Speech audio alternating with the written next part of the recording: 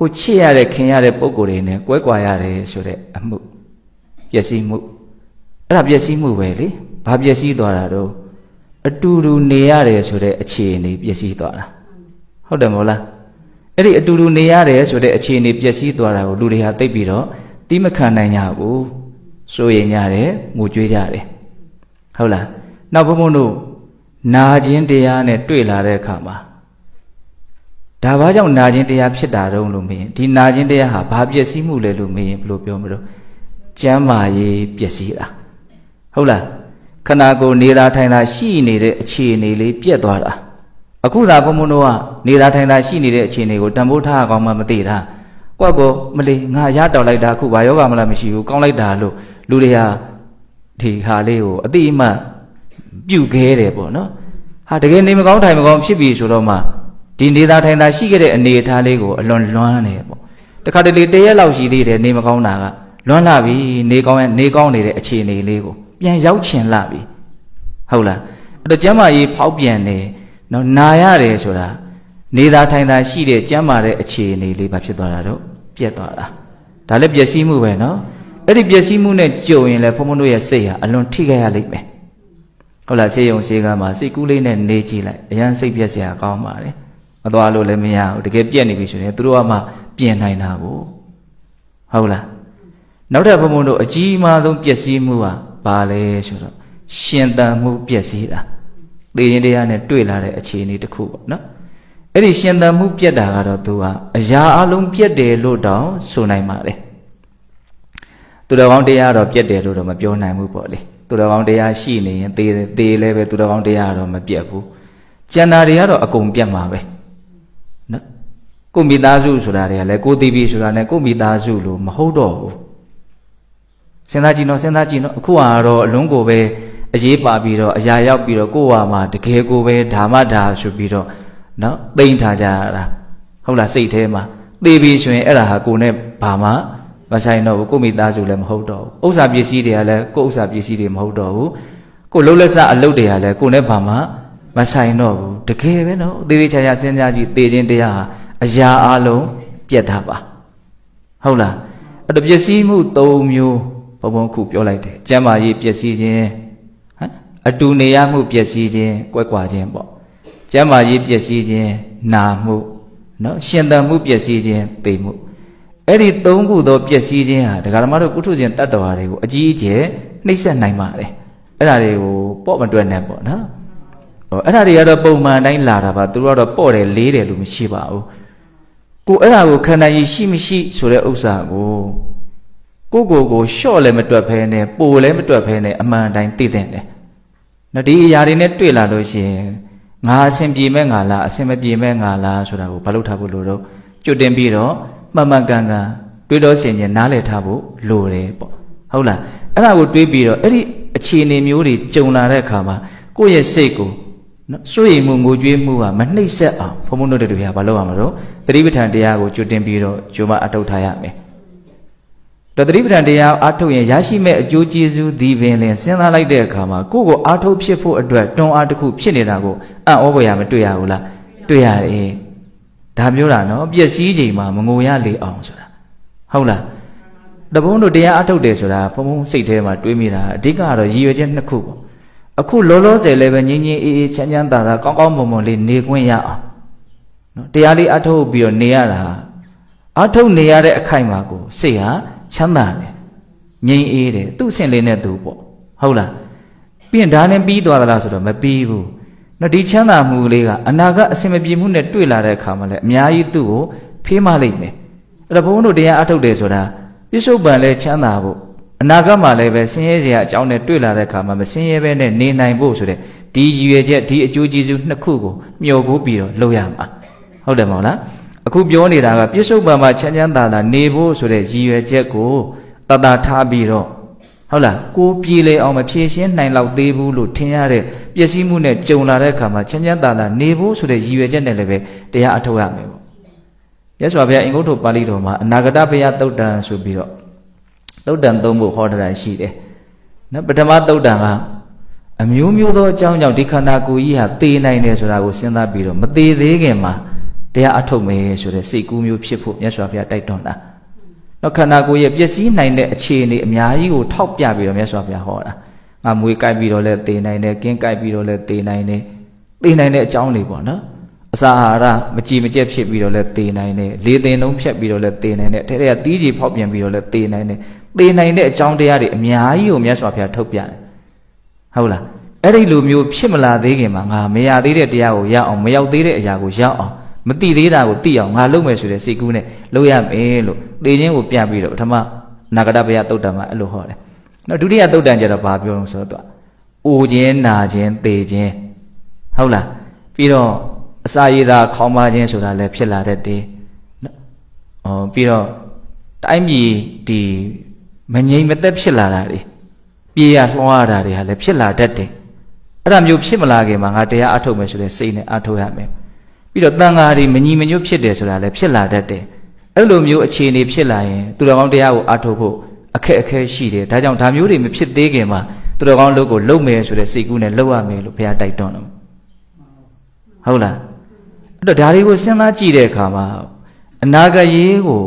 တွေးပြီးတော့တရားအထုတ်ခြင်းစိတ်ပေါက်အောင်ကြိုးစားရမယ်ဆိုတဲ့နော်ဒေသနာမျိုးတွေကိုကြည့်ပြီးတော့ဘုန်းဘုန်းတို့ရဲ့စိတ်ကိုလည်းပဲပြစ္ဆုတ်ပံမှာလည်းချမ်းသာဖို့အနာဂတ်မှာလည်းပဲအစဉ်ပြေစေဖို့ဆိုတဲ့ရည်ရွယ်ချက်နဲ့ကိုတွန်းအားပေးတဲ့အလုပ်ကိုလုပ်ရမယ်နော်စိတ်ဆိုတာကအကြောင်းမျိုးမျိုးပြပြီးတော့ဒီကောင်းမြတ်တဲ့အလုပ်ကိုသွေးဖီးနေတာတွေရှိတယ်ဟုတ်လားအိမ်မှာနေတဲ့အခါဝင်ပြောနေနော်ဒီမှာတကယ်လုပ်မယ်ဆိုပြီးတော့လာတဲ့အချိန်မှတော့မှစုပ်နေတဲ့စိတ်တွေတွန့်ဆုတ်နေတဲ့စိတ်တွေအများကြီးမရှိဘူးလားရှိရနော်အချိန်ပြည့်ကိုယ်စိတ်ဟာဒီထဲမှာတက်ဝင်နိုင်ဖို့ဆိုတာတုံတယုံဓာတ်ခံပါရမီနဲ့မသွားနိုင်ဘူးအဲ့ဒီတိုင်းမသွားနိုင်ဘူးရက်ကန်သွားကြတာပဲများဟုတ်လားဒါကိုလည်းဒီတိုင်းမှာပဲဒါအောင်သူများကိုလည်းဘုံကအပြစ်ကတော့မမြင်ပါဘူးဟုတ်လားဒီလိုလေးလာပြီးတော့ဒီထဲမှာ5-6ချိန်လောက်ထိုင်းနေတာကိုပဲတော်တော်ကောင်းလာပြီလို့စိတ်ထဲကတော့အဲ့လိုအောင်းမိပါတယ်ဟုတ်လားသို့တော့ဘယ်လိုကိုလဲဆိုတာကိုတော့ပြန်ပြီးတော့ဝေဖန်တဲ့နေပေါ့အချိန်ပြည့်ငါဟာဒီထဲမှာအယုံဆိုင်ပြီးတော့လုံနိုင်တဲ့ငါဆိုရင်တော့အဲ့ဒီလိုငါမျိုးဟာသူ့ကိုယ်သူပို့ပြီးတော့ကျင့်တတ်မှုကိုရစေမဲ့ငါမျိုးပဲဟုတ်တယ်မဟုတ်လားပေါ့ရောငါပေါ့ရောလောက်ပဲကိုယ်ကျင့်တတ်မှုဖြစ်စေမှာပဲဒါကိုလှုပ်တဲ့လောက်ရမှာပဲဟုတ်တယ်မဟုတ်လားအဲ့တော့ကိုအလုတ်ဖြစ်အောင်အလုတ်တွေလှုပ်ဖြစ်သွားအောင်ဘုံဘုံတို့ကနီးမျိုးစုံနဲ့ဒါတွန်းအားဖြစ်စေမဲ့စကားတွေကိုပြောတာဟုတ်လားအခုပြောနေတာပါတော့အနာဂတ်မှာတွေ့ရကြုံရမယ်ပျက်စီးခြင်းတွေအခုပြောနေတဲ့ပျက်စီးခြင်းတွေစိတ်ကူးရင်တစ်ခုမှမပါဘူးမြေကြီးလက်ခတ်မလွယ်တွေ့လိမ့်မယ်အဝိဇ္ဇာအားကြီးလွန်းလို့သာမှောင်ပြီးတော့မမြင်ကြတာဒါမနဲ့တိုင်ထည့်ပြောတာရှိရလေဒီလောက်ထင်ရှားတဲ့မြင်ကွင်းကိုမမြင်ဘူးဆိုရင်ဒီမျက်လုံးကတော့တော်တော်အခြေအနေဆိုးနေပြီလို့ပြောတာသတိထားလိုက်မိလားငိုက်နေလားမသိဘူးမနဲ့တိုင်နော်ပြောထားတဲ့အတန်လေးကလည်းငိုက်ချင်စရာအလွန်ကောင်းတယ်နော်သိခြင်းတရားဆိုတာအလွန်ထင်လွယ်မြင်လွယ်တဲ့အမှန်တရားကြီးအလွန်ထင်ရှားတဲ့အမှန်တရားကြီးသို့တော့ဒီလောက်ထင်ရှားတဲ့အမှန်တရားကိုပဲလူအများစုဟာမသိကြဘူးသိတော့လည်းပဲမေ့လျော့နေကြတယ်လို့ဘုံဘအဲ့ဒီမှာထည့်ပြောထားတယ်လေဒီလောက်ထင်ရှားတဲ့မြင်ကွင်းမမြင်ဘူးဆိုရင်ဒီမျက်လုံးဟာတိမ်ကျနေတာလောက်တောင်ဟုတ်မယ်မထင်ဘူးသဘောပေါက်လားဘုံပြောတာကိုအခုလည်းပဲနော်ချစ်တဲ့ခင်တဲ့လူတွေနဲ့ကွဲကွာရမယ်ဆိုတာတေချာပေါက်တွေ့ရမယ်ကိစ္စနော်ကိုကခွဲမလားသူကခွဲမလားသာမတေချာတာကွဲတော့ကွဲကြရမှာဟုတ်တယ်မဟုတ်လားဘယ်သူကဘယ်သူကိုခွဲသွားမလဲဆိုတာတော့မသိနိုင်ဘူးနော်ခြံခဲ့တဲ့နေရာမှာနေခြင်းသလားကြံခဲ့တဲ့နေရာမှာနေခြင်းလားဘယ်ဘက်မှာနေခြင်းမှမဟုတ်ဘူးမနေခြင်းလည်းနေရမှာပဲသူ့ဥစ္စာဟုတ်လားဒါအမှန်တရားပဲနော်ကျမကြီးပျက်စီးတယ်ဆိုတာလည်းတေချာပေါက်တွေ့ရမှာပဲမဟုတ်လားရှင်သန်မှုပျက်စီးမှုကလည်းတေချာပေါက်တွေ့ရမှာဒါကြောင့်ဒီဥစ္စာတွေကမနေ့ပြန်မှာငါဘာစားမလဲရေဘလို့ချိုးမလဲဆိုတာကိုကြိုတင်ပြီးတော့ပြင်ဆင်ထားသလိုမျိုးကိုပြင်ဆင်ထားရမှာမနေ့ပြန်ထမင်းမစားဘဲနေမှာလားမနေ့ပြန်စားတဲ့ပြဿနာကတေချာပေါက်ကြုံမှာနော်ဟုတ်တယ်မဟုတ်လားရေချိုးရမယ့်ကိစ္စတေချာပေါက်ကြုံမှာရေစားမယ့်ကိစ္စတေချာပေါက်ကြုံမှာအဲ့ဒါတော့ဘုန်းဘုန်းတို့တွေဟာအေးစီသေးပဲဒါအရန်နဲ့လှုပ်ဖို့လှုပ်ထားကြတယ်ပေါ့နော်ဒီကွဲကွာမဲ့ကိစ္စကျမ်းမာရေးပျက်စီးမဲ့ကိစ္စရှင်သန်မှုပျက်စီးမဲ့ကိစ္စကြတော့တေချာပေါက်ဆိုတဲ့ဥစ္စာစိတ်ထဲမှာသိမရှင်းမဲနဲ့ဖြစ်နေတာပေါ့ဟုတ်မလို့မဟုတ်မလို့မတွေးမိတာပဲများတယ်ဒါကြောင့်ဒီအကြောင်းအရာလေးကိုဘုံဘုံတို့ကိုယ်စိတ်ကိုထောက်ပြပြီးတော့မင်းဒါကိုကြည်ပါဒါကိုသိပါဒါတေချာပေါက်ဖြစ်မှာဒါအတွက်ပြေးလဲအောင်မင်းလုပ်ပါဆိုတာကိုကိုယ်စိတ်ကိုဘာလို့ဖို့လို့တော့ဖြောင်းပြဖို့တွန်းအားပေးဖို့လိုတယ်အဲ့ဒါအတွက်ပြောနေတာ ဟုတ်လားအဲ့ဒါမြတ်စွာဘုရားကတော့အဲ့ဒီအချက်တွေကိုပြပြီးတော့လည်းပဲအများကြီးတိုက်တွန်းတာပဲနော်ဘုံဘုံတို့ပရိပဒနာတန်ရုပ်ထဲမှာစုံဒသုတ်တံဆိုတာရှိဒါကွဲကွာခြင်းနဲ့ပတ်သက်ပြီးတော့မြတ်စွာဘုရားပြောပုံလေးနော်စုံဒဆိုတာကရှင်သာရိပုတ္တရာရဲ့ညီနော်ယဟန္တာမထေရမြတ်ကြီးပဲအဲ့ဒီအရှင်စုံဒမထေရကတနေ့တော့သူ့ရဲ့နောင်တော်ကြီးရှင်သာရိပုတ္တရာပြိဋိဘံဆန်တဲ့နာလကရွာကနေပြီးတော့မြတ်စွာဘုရားရှိရာအကြောင်းတော်ကိုလာတာနော်ရှင်သာရိပုတ္တရာနဲ့ရှင်မမောက္ကလန်ကဘုရားပြိဋိဘံမဆန်ခင်သိမလိုတော့တဲ့အချိန်မကြခင်မှာပဲဘုရားလည်းပြိဋိဘံဆန်တော့မှာပါသူတို့ကအရင်ရှေ့ရနေပြီးတော့ပြိဋိဘံဆန်တဲ့အဲ့လိုပြိဋိဘံဆန်တဲ့အခါအဲ့ဒီရှင်စုံနာက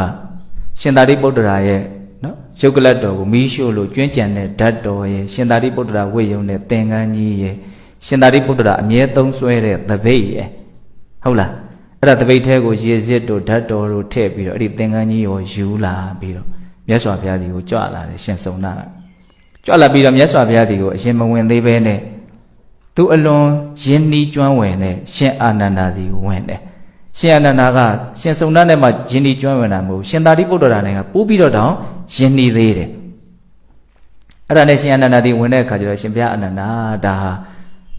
ရှင်သာရိပုတ္တရာရဲ့ဓာတ်တော်တွေပါဖေ။ဒါအမြဲသုံးဆွဲတဲ့သင်္ကန်းပါဖေ။ဒါကတော့တပိတ်ပါဖေ။အဲ့လိုလည်းပြောလိုက်ရောရှင်အာနန္ဒာကသောတာပန်ပဲရှိသေးတာသောကပတိတွေကငြိမ့်နေတာမဟုတ်။နော်ဒေါမနတတရားတွေမပယ်နိုင်သေးဘူး။အဲ့တော့သူကရင်ထဲကိုဆို့သွားတယ်။ဟုတ်လား။အဲ့ဒါနဲ့အရှင်စုံတာတဲ့အဲ့လိုဆိုလို့ရှိရင်တို့မြတ်စွာဘုရားကြီးကိုသွားဖို့အတွက်စကားလက်ဆောင်ရပြီမြတ်စွာဘုရားကြီးကိုသွားရအောင်။အဲ့မြတ်စွာဘုရားကြီးကြွသွားကြတယ်။ကိုရောက်တဲ့ခါကျတော့ရှင်အာနန္ဒာကပဲဥဆောင်ပြီးတော့မြတ်စွာဘုရားကိုလျှောက်တယ်မြတ်စွာဘုရားဒါဟာရှင်သာရိပုတ္တရာကိုင်းခဲ့တဲ့တပိတ်ပါဗျာဒါဟာသုံးဆွဲခဲ့တဲ့သင်္ကန်းကြီးပါဗျာဒါဟာရှင်သာရိပုတ္တရာရဲ့ဓာတ်တော်တွေပါဗျာအဲ့လိုရှောင်ရင်းနဲ့ရှင်သာရိပုတ္တရာပြိဋိဘံစံတယ်လို့ကြားတဲ့ကစပြီးတော့အမှန်သူကြားနေတာကြားပါပြီသူတွေအန်နေတယ်ဆိုတာလည်းကြားတာကြားနေပြီရှင်သာရိပုတ္တရာနာမကျမ်းဖြစ်နေတယ်ရှင်သာရိပုတ္တရာပြိဋိဘံစံသွားတယ်ဒါကိုကြားလိုက်တဲ့ကစားတဲ့ဘယ်ဟာအရှိဘယ်ဟာနောက်ဘယ်ဟာတောင်ဘယ်ဟာမြောက်ဆိုတာတောင် तू မသိဘူးတဲ့သောတာပန်ပုဂ္ဂိုလ်တယောက်ရဲ့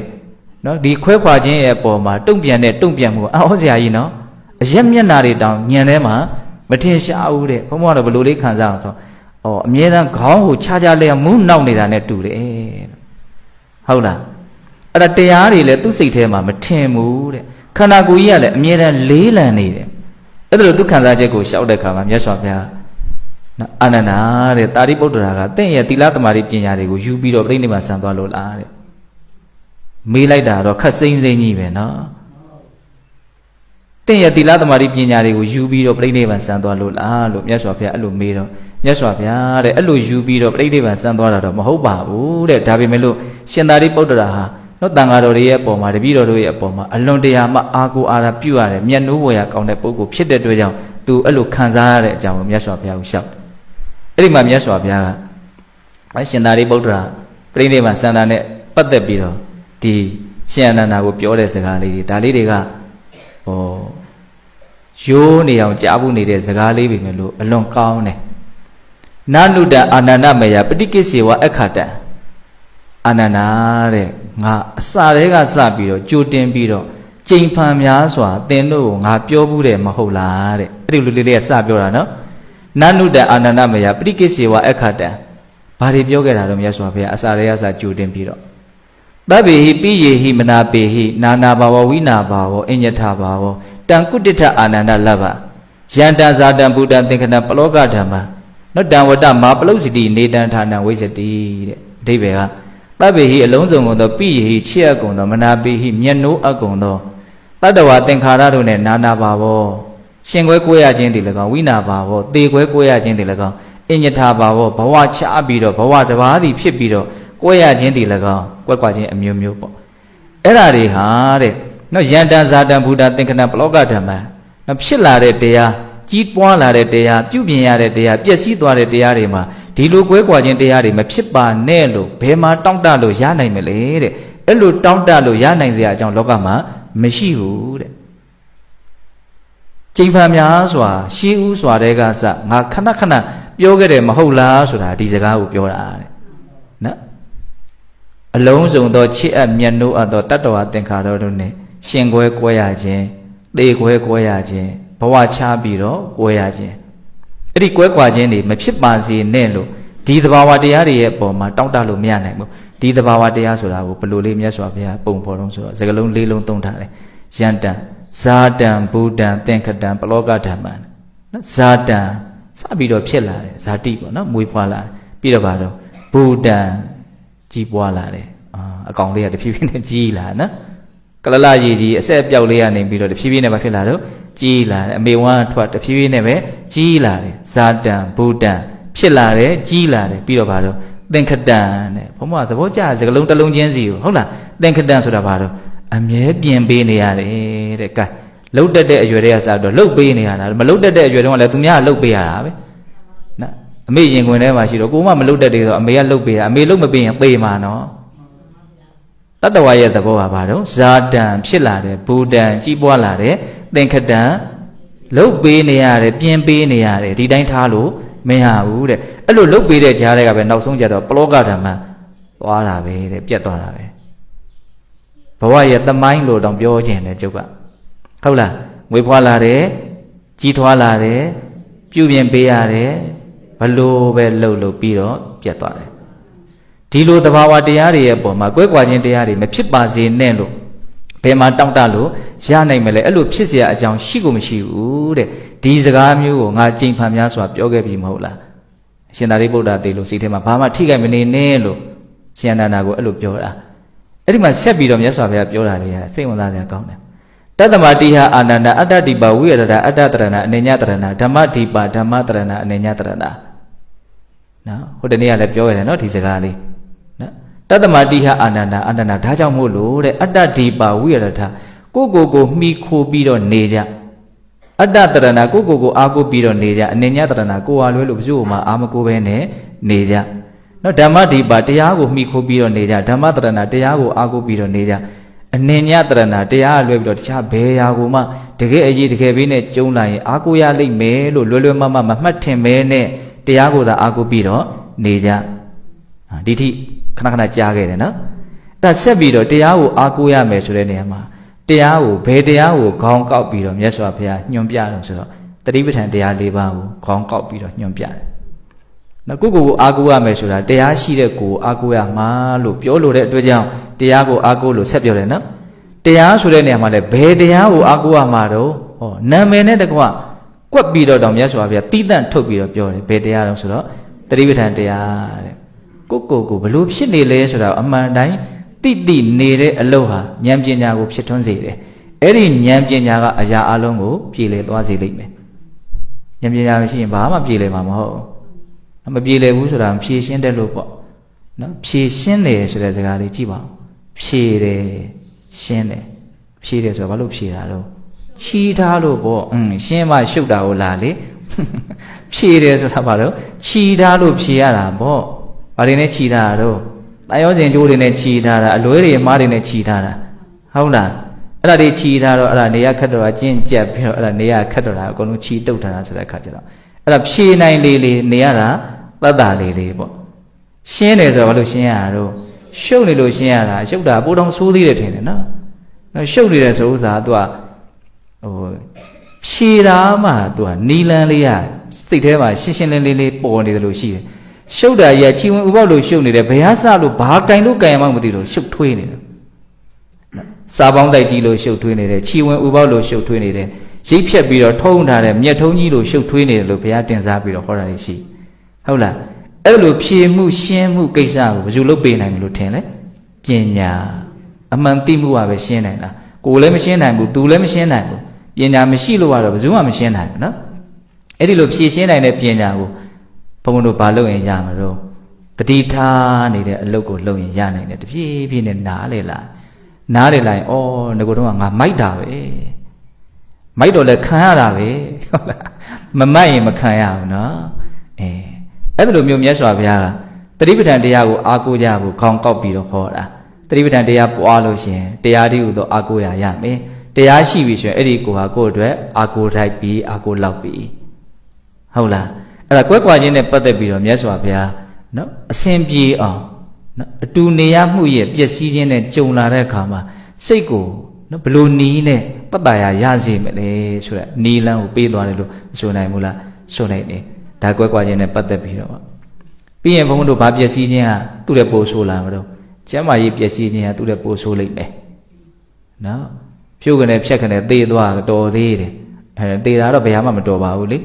ဒါပေမဲ့ကျမ်းမာရေးမကောင်းပြီးတော့နော်သေပြန်သေးတော့မလို့လားနေရခက်ထိုင်ရခက်နဲ့တခါတဲ့တပိန်ပိန်တလိန်လိန်ဖြစ်နေရတဲ့ကိစ္စကြီးကတုံးတန်ယုံစိတ်အခြေအနေနဲ့ရင်ဆိုင်နိုင်ဖို့မလွယ်ဘူးလို့ထင်ပါတယ်နော်ရေရှည်ဒုက္ခဝေဒနာတွေကနှိမ့်ဆက်လာပြီဆိုရင်စိတ်ဓာတ်တွေကလည်းကြာလာမှာပဲလေစိတ်တွေကလည်းကြောင်ချောက်ချားတွေဖြစ်ကုန်မှာပဲအဲ့ဒီအခြေအနေကိုဘုံဘုံတို့မျောလင့်ထားနော်မတွေ့အောင်ရှောင်ဖို့ကတော့မကြိုးစားနဲ့နော်ဘာလို့ဆိုဒီဥစ္စာကြီးကတွေ့ကိုတွေ့မဲ့ကိစ္စကြီးဘုံဘုံတို့ကအဲ့ဒီနီးကိုပဲသုံးရဖို့လူတွေဟာမသိမဲ့နဲ့တက်နေကြတယ်နော်တခုဖြစ်လို့ရှိရင်မဖြစ်ချင်ဘူးခုနကရှောင်မလားဒီနားကရှောင်မလားမရနိုင်တာကြီးကိုလူတွေကစူးစမ်းကြင်ကြတယ်နော်ထိုက်နည်းနည်းလေးပဲနည်းနည်းလေးလောက်ပဲနော်စေဝါတွေကောင်းလို့နည်းနည်းလေးလောက်ပဲတတ်တာရတဲ့အပိုင်းတွေတော့ရှိမယ်ပေါ့ပြီးရင်တော့ဒီလိုပဲမပြေမလဲနဲ့ပဲသွားတာပါအဓိကကတော့ဒီဥစ္စာကိုရင်ဆိုင်နိုင်တဲ့မင်းဘလောက်ဆိုးဆိုးကွာငါဒီဟာနဲ့ပတ်သက်ပြီးတော့နော်ကြော်လွှားသွားနိုင်တဲ့စိတ်ရှိဖို့ဒီဥစ္စာကသာလေတကယ်တမ်းဘုံဘုံတို့အတွက်အာကိုအာရာပြုတ်ရမယ့်အရာဆိုတာကိုအရင်နားလည်ထားဖို့လိုတယ်ဟုတ်လားအဲ့လိုကျမ်းမာရေးပျက်စီးခြင်းဆိုတဲ့နာခြင်းနဲ့ပတ်သက်ပြီးတော့လည်းပဲဘုရားကဘာကိုအားကိုးဖို့တိုက်တွန်းလဲဆိုတာကိုလည်းပဲသုတ်တန်လေးတစ်ပုဒ်ပြပြီးတော့ဘုံဘုံပြောပြမယ်နော်ဘုံတို့အဲ့ဒီသတိပဋ္ဌာန်တန်ရုပ်ထဲမှာပဲခိလာနာသုတ်တန်ဆိုပြီးတော့အမှတ်တမ်းတင်ထားတာရှိတယ်အဲ့ဒါကနော်ရှင်သာရိပုတ္တရာတို့ရှင်မမောက္ကလန်တို့ပြိဋိဘံစံသွားပြီလို့ထင်ပါတယ်မြတ်စွာဘုရားနော်နောက်ဆုံးဝါဝေလူဝရွာမှာဝါဆိုတယ်တဲ့ဘုရားပြိဋိဘံစံကနေအဲ့ဒီဝါဆိုတဲ့အချိန်မှာမြတ်စွာဘုရားမှာအကြီးအကျယ်ကျမ်းမာရေးပြက်တယ်ကျမ်းမာရေးကဘယ်လောက်ထိပြက်တုံဆိုလို့ရှိရင်ဒီတိုင်းသာပြက်ထားလိုက်ရင်ပြိဋိဘံစံသွားမှာတဲ့နော်မြတ်စွာဘုရားဘာမှကြိုးပမ်းအထောက်မှုမရှိဘူးဒီတိုင်းပြက်ထားလိုက်မှဆိုရင်အဲ့ဒီဖောက်ပြန်မှုကအသက်ကိုချွေသွားမယ်ဖောက်ပြန်မှုမျိုးပေါ့အဲ့တော့မြတ်စွာဘုရားစဉ်းစားတယ်တဲ့မဖရားတို့မြည်ဒီတာဝကတွေကိုအတိမပေးရပဲနဲ့ပြိဋိဘံစံရိုးထုံးစံမရှိဘူးဒါကြောင့်ငါလည်းပဲတာဝကတွေကိုတပည့်တွေကိုအတိမပေးရသေးဘူးပြိဋိဘံမစံသေးဘူးပြိဋိဘံစံချိန်မကြသေးဘူးပေါ့အဲ့ဒါကြောင့်မလို့ဒီငါခန္ဓာကိုယ်ကြီးကိုနော်ဖလားတမပတ်နဲ့နော်ပြိုတော့မဲ့အိမ်ကြီးကိုနော်ကြားတွေထောက်ပြီးတော့ထားတယ်လို့မျိုးနော်လုံးကိုအိုမင်းရွဲနေတဲ့လှဲအိုကြီးကိုဟိုနာကျိုးနဲ့တုတ်ဒီနာကျိုးနဲ့တုတ်ကျိုးတွေများစွာနဲ့တုတ်ဆိုင်ထားတယ်လို့မျိုးခန္ဓာကိုယ်ကိုတရားရည်ဟူသောကြားနဲ့ထောက်ထားပဲတရားရည်ဟူသောကျိုးတွေနဲ့တုတ်ထားပဲလို့မြတ်စွာဘုရားအဲ့လိုစိတ်ကူးတယ်တဲ့နော်တရားရဲ့စွမ်းအင်ကိုလည်းမြင်ကြည့်နော်တရားကြားနဲ့မထောက်ဘူးဆိုရင်မြတ်စွာဘုရားရဲ့ခန္ဓာအိမ်ဟာပြိုကိုပြိုမှာတရားကျိုးနဲ့လားချီတုတ်မထားဘူးဆိုရင်မြတ်စွာဘုရားရဲ့ခန္ဓာရည်ဟူသောလှဲကြီးဟာအကုန်ပျက်စီးသွားမှာအဲ့မြတ်စွာဘုရားဖလားတမပတ်ဝင်စားပြီးတော့နော်တရားရည်ဟူသောကြားနဲ့ထောက်ထားတယ်တရားရည်ဟူသောကျိုးနဲ့ချီတုတ်ထားတယ်အမြတ်စွာဘုရားသက်တာသွားတယ်တဲ့သက်တာသွားတဲ့အခါကျတော့ညနေခင်းလေးမှာကျောင်းရှိကနော်နေပူဇာလေးမှာမြတ်စွာဘုရားထွက်ပြီးတော့နေပူဇာလေးလှုံတယ်အဲ့ဒါရှင်အနန္ဒာကမြတ်စွာဘုရားကိုနှိမ့်နှဲပေးရင်းနဲ့မြတ်စွာဘုရားအခုမြတ်စွာဘုရားကျမ်းမာရေးကောင်းလို့လားတော်တော့တယ်ပေါ့နော်မြတ်စွာဘုရားကျမ်းမာရေးဖောက်သွားတာကိုတည်တဲ့ကစပြီးတော့စောတော့လိုပဲပြောတယ်အရက်မျက်နှာတွေလည်းသူမှမထင်ရှားတော့ဘူးတရားတွေလည်းဘာမှမသိတော့ဘူးခန္ဓာကိုယ်ကြီးကလည်းအမြဲတမ်းလေးလံထိုင်မှန်ပြီးတော့အဲ့လိုဖြစ်နေတယ်ဒါပေမဲ့တကူတော့တခုတော့တွေးမိတယ်တဲ့။အော်မြတ်စွာဘုရားကနောက်ဆုံးစကားကိုမပြောရဘဲနဲ့တော့ပြိဋိဘံစံမှာမဟုတ်ဘူး။အခုမြတ်စွာဘုရားကနောက်ဆုံးစကားကိုမပြောရသေးဘူး။ဒါကြောင့်မြတ်စွာဘုရားပြိဋိဘံတော့မစံလောက်ဘူးဆိုတာကို तू သိတယ်တဲ့။အဲ့ဒါကြောင့်မလို့ तू စိတ်ကလေးကနည်းနည်းတက်တာရတယ်တဲ့။အဲ့လိုပြောတဲ့ခါကျတော့မြတ်စွာဘုရားအနန္ဒာတဲ့သင်တို့ကငါးစီကနေပြီးတော့ဘလို့နောက်ဆုံးစကားကိုမျှော်လင့်နေကြတာတော့တဲ့ငါမှဆေးရလက်ဆုပ်ဆိုပြီးတော့နောက်ဆုံးစကားဆိုတာမရှိဘူးတဲ့နော်ယဟန်တန်ဃာကိုငါသာလင်ခေါင်းဆောင်မယ်ငါကိုသာလင်မှီခိုးပြီးတော့နေကြလို့အဲ့လိုစိတ်ရှိတဲ့ပုဂ္ဂိုလ်သာလင်ဆေးရလက်ဆုပ်ဆိုပြီးတော့နောက်ဆုံးဟာလေးကိုဘယ်သူမှမပြောဘဲနဲ့ဒါလေးနဲ့ချုပ်ကန်ထားနေတာဗောလေတပည့်တွေကိုဟုတ်လားငါမှအဲ့လိုစိတ်မရှိတဲ့အတွက်ကြောင့်နောက်ဆုံးစကားဆေးရလက်ဆုပ်ဆိုတာဘာမှမရှိဘူးသင်တို့ကိုအိတ်သွန်ဖာမောက်အကုန်သိတဲ့သိတိုက်တာတွေကိုငါအကုန်ပြောပြီးပြီတဲ့ဘာမှပြောเสียအကြံဘူးတဲ့နော်အဲ့ဒါလိုအမိန့်ရှိပြီးတော့မြတ်စွာဘုရားစောစောကလိုပဲနနုတ္တအာနန္ဒမယပဋိကိစ္ဆေဝအခါတံငါရှေးတုန်းကစကြိမ်ဖန်များစွာသင်တို့ကိုပြောခဲ့ပြီမဟုတ်လားချစ်အမျက်နှိုးအပ်တဲ့အလုံးစုံသောသင်္ခါရတရားတို့နဲ့ ရှင်ကွဲကိုရလိမ့်မယ်သေကွဲကိုရလိမ့်မယ်ဘဝချပြီးတော့ကိုရလိမ့်မယ်နော်ဖြစ်လာတဲ့ကြီးထွားလာတဲ့ပြုပြင်ထားရတဲ့ပျက်စီးသွားတတ်တဲ့ဒီသဘာဝတရားတွေမှာမကွဲကွာပါစေနဲ့လို့အဲ့လိုမျိုးဘယ်လိုနည်းနဲ့မှတောင့်တလို့မရနိုင်ဘူးအဲ့ဒါဖြစ်နိုင်တဲ့အရာမဟုတ်ဘူးအဲ့လိုမြတ်စွာဘုရားအမိန့်ရှိပြီးတော့စောစောကလိုပဲနော်ကိုပဲအာကိုကြကိုဟာလွတ်လို့တခြားဘယ်ရာကိုမှအာမကိုနဲ့သူတော်ကောင်းတရားကိုပဲအာကိုကြသူတော်ကောင်းတရားလွတ်လို့တခြားဘယ်ရာကိုမှအာမကိုနဲ့အဲ့လိုမိန့်ရှိပြီးတော့သူတော်ကောင်းတရားဆိုတဲ့နေရာမှာဘာကိုညွှန်ပြပြန်လို့ဆိုတော့တတိပဋ္ဌာန်တရားကိုပဲညွှန်ပြတယ်တော့ကိုယ့်ရဲ့ယုတ်ကာယကိုအဖန်မှအောက်မေ့အမှတ်ရပြီးတော့အမှန်တိုင်းသိနေခြင်းလို့ဆိုတဲ့ကာယ ानु ပတနာတတိပဋ္ဌာန်နော်ကိုယ့်ရဲ့အကောင်းအဆိုးအမျိုးမျိုးခံစားချက်တွေကိုဒါငါလားသူလားပုဂ္ဂိုလ်တ attva လားသို့မဟုတ်ခံစားမှုတက်ပဲလားဆိုတာကိုသဲကွဲအောင်ကိုဉာဏ်နဲ့အပြည့်မှန်ထုတ်နိုင်အောင်ဝေဒနာကိုလည်းဝေဒနာလို့ပဲမှန်မှန်ကန်ကန်သိပြီးတော့နေတာဘာခေါ်တော့ဝေဒနာ ानु ပတနာတတိပဋ္ဌာန်ဟုတ်လားစိတ်တွေကိုလည်းစိတ်တွေလို့ပဲသိပါကျွတ်တော့စိတ်တွေကိုငါစိတ်လို့ထင်တာနော်စိတ်ကိုငါလို့ပေါင်းထင်တာလည်းရှိတယ်ငါဟာလို့ခွဲပြီးတော့ထင်တာလည်းရှိတယ်ခွဲတာလည်းဟိုလိုကြီးကွဲနေတာမဟုတ်တွဲနေတာငါဟာလို့ထင်တာစိတ်ကိုလည်းငါလို့ထင်တယ်ငါဟာလို့လည်းထင်တယ်ဟုတ်လားငါဟုတ်သလားငါဟာဟုတ်သလားသို့မဟုတ်စိတ်ကစိတ်ပဲလားဆိုတာကိုတဲ့ကွယ်ကိုဉာဏ်နဲ့သိအောင်စိတ်ကိုလည်းပဲစိတ်လို့ပဲသိပါဟုတ်လားပြီးရင်ပါတော့ဓမ္မတရားသဘောလေးတွေကောင်းတဲ့ပဲရောမကောင်းတဲ့ပဲရောဘာကြောင့်ဒီလိုဖြစ်နေတာတော့ဘာကြောင့်ဒီလိုမဖြစ်တာတော့ဖြစ်နေတာကိုလည်းဖြစ်နေတယ်လို့သိဘာကြောင့်ဖြစ်တယ်လဲဆိုတာလည်းသိဘာကြောင့်မဖြစ်တာလဲဆိုတာလည်းသိသူကအသေးအလွန်စိတ်တယ်ဓမ္မ ानु ပတနာတတိပဋ္ဌာန်ဆိုတာဟုတ်လားအကုန်လုံးအနှစ်ချုပ်လိုက်မယ်ဆိုလို့ရှိရင်တော့ဘာပဲဖြစ်နေတဲ့သဘာဝတရားကိုဘယ်ဟာကိုမှရှုမယ်ဘယ်ဟာကိုတော့မရှုဘူးဘယ်ဟာကိုမှသိမယ်ဘယ်ဟာကိုတော့မသိဘူးလို့ခွဲခြားမထားဘဲနဲ့ဖြစ်လာသမျှအရာအလုံးကိုဖြစ်နေတဲ့အတိုင်းအတိအမှတ်ပြုပြီးတော့နေနေတာအဲ့ဒါပါတော့တတိပဋ္ဌာန်လုပ်ငန်းပေါ့နော်အဲ့ဒါဟာဘုံဘုံတို့ဘဝအတွက်တစ်ခုတည်းတော့အကိုရပဲဟုတ်လားဒါမြတ်စွာဘုရားသူ့ရဲ့နာခြင်းနဲ့ပတ်သက်ပြီးတော့ဒါဟုအကိုကြလို့ပြောတဲ့နေရာမှာတင်တို့လည်းတစ်ချိန်ကြတော့နာမှာနော်ပျက်စီးမှာနော်ကျမ်းမာရေးကြီးကဟုတ်လားပျက်စီးလာတဲ့အခါမှာအဲ့ဒါလိုတည်တည်ငြိမ်ငြိမ်အေးချမ်းချမ်းနေနိုင်ဖို့ဆိုတာနော်စောစောလေးကစားဘာမှကြိုးစားမထားဘဲနဲ့ပြင်ဆင်မထားဘဲနဲ့အလိုလျောက်အဲ့ဒီအည်သွေးကြီးကရောက်လာမှာမဟုတ်ဘူးဒါကိုဘုံဘုံတို့ရှင်းရှင်းလင်းလင်းနားလည်ထားရမယ်အခုဘုံဘုံပြောနေတာတွေကဘာမှခက်ခဲနဲ့နေတဲ့အကြောင်းအရာတွေမပါပါဘူးနော်အလွန်ရှင်းရှင်းလင်းလင်းလွယ်လွယ်ကူကူသိနိုင်တဲ့အကြောင်းအရာပဲဒါပေမဲ့ပြဿနာကဘာလဲဆိုတော့မစင်စားဘူးအဲ့ဒီအကြောင်းအရာကိုခေါင်းနဲ့မထည့်ဘူးဘယ်အကြောင်းအရာတွေကနေရာယူနေတာတော့တွေးကြံကြံတော့နော်ပြောရရင်တော့လူကျင်တာရယ်မကျင်တတ်တာရယ်ဒီနှစ်ခုကတလဲစီသွားနေတာကိုဖြစ်ချင်တာတွေဦးစားပေးစဉ်းစားတယ်ကိုမဖြစ်ချင်တာတွေဖြစ်တော့မဖြစ်ချင်တာတွေကိုဘယ်လိုဖယ်ရမလဲလို့ကြိုးစားတယ်ဒါဒီလောဘဒေါသအတွေးနဲ့ပဲသွားနေတာပေါ့နော်စိတ်တွေကဟုတ်လားတကယ်တမ်းကဒီအခုပြောနေတာတွေဟာတကယ်လည်းဖြစ်လာမဲ့အကြောင်းအရာတွေပဲတကယ်လည်းဘုံဘုံတို့မှာပြေလည်အောင်ရှင်းနိုင်တဲ့အည်သွေးလည်းမရှိသေးတာလည်းအမှန်ပဲဘယ်လိုရှင်းရမယ်ဆိုတာကိုလည်းပဲမြတ်စွာဘုရားရဲ့ကြီးသူတော်ကြောင့်ဘုံဘုံတို့သိထားတာလည်းအမှန်ပဲဒါပေမဲ့အဲ့ဒီဟာတွေကိုဘုံဘုံတို့ဆက်ပြီးတော့အဖြစ်တစ်ခုမထုတ်ဘူးပေါ့နော်ကိုပြဿနာရှိတယ်ဆိုတာအမှန်သိရနော်ဒီပြဿနာဘယ်လိုရှင်းရမလဲဆိုတာလည်းသိတယ်ပြဿနာမရှင်းနိုင်သေးဘူးဆိုတာလည်းသိတယ်သိတာမှအများကြီးပဲဒီသုံးခုလေးသာစက်မိသွားရင်တော်တော်ကောင်းနော်ဟုတ်လားပြဿနာကြုံမှာနော်အမှန်ပဲမဖြေရှင်းနိုင်သေးဘူးဆိုတာလည်းအမှန်ပဲဖြေရှင်းဖို့အတွက်နီလန်းတွေရှိတယ်ဆိုတာလည်းအမှန်ပဲဒါပေမဲ့ဆက်မိလားဆက်မိမဆက်တော့ဖြေရဘယ်လိုထွက်နေတော့မရှင်းနိုင်သေးဘူးပဲထွက်တယ်ဟုတ်လားအဲ့ဒါကိုပေါင်းပြီးတော့ဘာလုပ်ရမလို့စဉ်းစားရမယ်စာမဘွဲ့လည်းဖြေရမှသိကြတယ်စာမပိုင်သေးတာလည်းသိကြတယ်စာကြက်ရင်ပိုင်မယ်လို့သိတာလည်းသိကြတယ်ဒါပေမဲ့ကြက်လားဆိုတော့မကြက်ဘူးအဲ့ဒါဘာလို့ဆိုတော့အဲ့ဒီဟာတွေကိုပေါင်းပြီးတော့ဆက်ပြီးတော့ဘုံဘုံတို့ကမတွေးဘူးမတွေးတော့ထွက်တဲ့ထွက်တိုက်တဲ့အဖြေမှန်ကထွက်မလာဘူးခပ်ပေါ့ပေါ့ပဲနေကြတာပေါ့ဟုတ်လားအဲ့တော့ဘုံဘုံခုပြောလိုက်တာအတူတူနေမှုရဲ့ကွဲကွာခြင်းနော်အတူတူနေမှုရဲ့ပျက်စီးခြင်းလို့ဆိုတဲ့ကွဲကွာခြင်းနော်ကျမ်းမာရေးပျက်စီးခြင်းလို့ဆိုတဲ့နာခြင်းနောက်တစ်ပါးကျန်သေးတော့ရှင်သန်မှုပျက်စီးခြင်းလို့ဆိုတဲ့သေခြင်းသူကတော့အခက်ခဲဆုံးအရာပ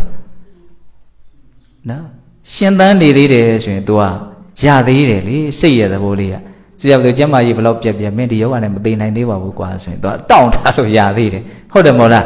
ဘလို့ပဲကွဲကွာကို့လောက်တော့ဘယ်သူမှကိုမချစ်ဘူးအဲ့တော့ကဲ